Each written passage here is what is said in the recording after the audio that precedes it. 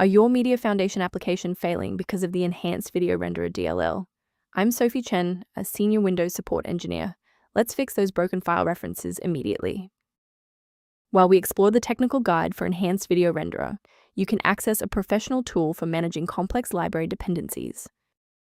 This is the Enhanced Video Renderer.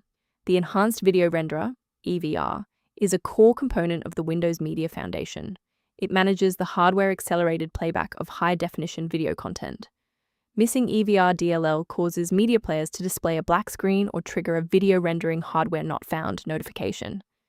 With the why out of the way, let's focus on getting you running again. EVR is typically part of a game's graphics stack. Install the latest Microsoft DirectX end-user runtime using the official web installer to restore legacy D3DX, X-input, or X-audio components. Then update your GPU drivers if the file is OpenCL, OpenGL, or CUDA related. If the installer was unable to bridge the gap, we will move to phase 2 of our diagnostic to refresh the system's memory.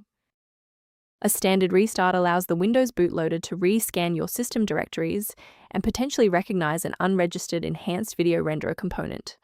Before you go, bookmark this video or click the like button.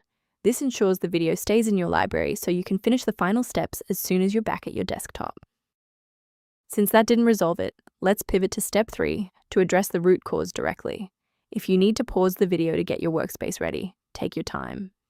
If the library remains missing, you should manually clear the program's cache and then download the latest build from the developer's website.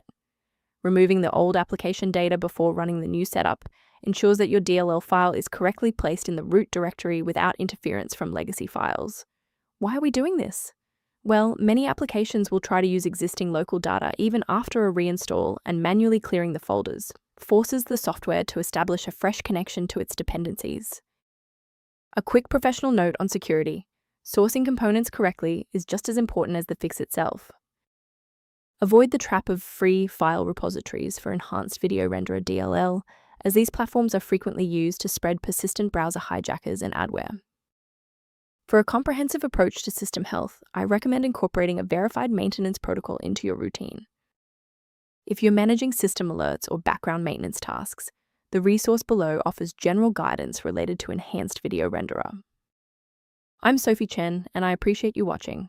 If this guide saved Enhanced Video Renderer workflow, please subscribe for more professional troubleshooting and tech advice.